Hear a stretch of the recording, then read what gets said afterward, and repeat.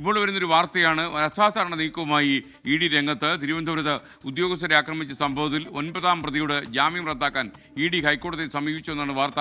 കൂടുതൽ വിവരങ്ങളുമായി വിപിൻ സി വിജയൻ കൊച്ചിയിൽ നിന്ന് ചേരുന്നു. പറയൂ വിപിൻ.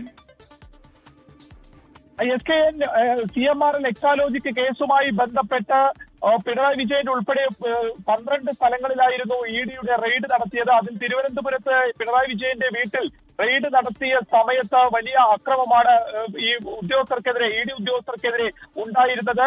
അതിൽ 9ാം പ്രതിക്ക് കഴിഞ്ഞ ദിവസം ജാമ്യം ലഭിച്ചിരുന്നു. ഈ ജാമ്യത്തെ എതിർത്തുകൊണ്ടാണ് ഇ ഡി ഇപ്പോൾ ഹൈക്കോടതിയിലേക്ക് എത്തിയിരിക്കുന്നത്. ഈ ഉദ്യോഗസ്ഥരെ ആക്രമിച്ച സംഭവത്തിൽ ഒരു അസാധാരണ നീക്കം എന്ന് തന്നെ പറയാം.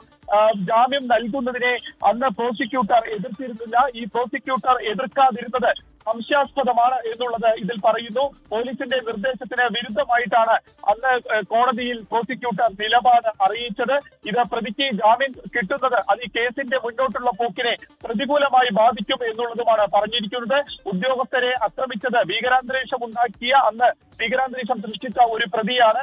അതുകൊണ്ട് തന്നെ കീഴ്ക്കോടതി നൽകിയ ജാമ്യം പൊതു താൽപര്യത്തിന് എതിരാണ് എന്നും ഇത് റദ്ദാക്കണം എന്നുള്ളതുമാണ് ഇ ഡിയുടെ ആവശ്യം.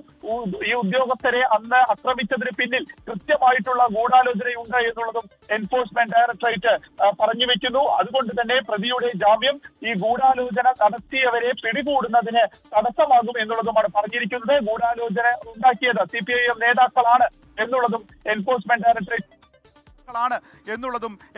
ഡയറക്ടറേറ്റ് പറയുകയാണ്. ഇതുമായി ബന്ധപ്പെട്ടാണ് ഇപ്പോൾ ഹൈക്കോടതിയെ സമീപിച്ചിരിക്കുന്നത്. ഇനി കൂടുതൽ, അതായത് ഇ ഡിയും ഈ അക്രമ പരമ്പരയുമായി ബന്ധപ്പെട്ട് കൂടുതൽ മുന്നോട്ട് പോകുന്നു എന്നുള്ളത് തന്നെയാണ് നമുക്ക് നിസ്സംശയം പറയാൻ കഴിയുന്നത്. ഇതിന്റെ ഭാഗമായിട്ടാണ് 9ാം പ്രതിക്ക് ജാമ്യം ലഭിച്ചതിനെ എതിർത്തുകൊണ്ട് ഇപ്പോൾ ഹൈക്കോടതിയെ തന്നെ നേരിട്ട് എൻഫോഴ്സ്മെന്റ് ഡയറക്ടറേറ്റ് സമീപിച്ചിരിക്കുന്നത്. SKN കൂടുതൽ ഗൗരവമായി ഇ ഡി ഈ കേസിനെ കാണുന്നു എന്നുള്ളത് തന്നെയാണ്.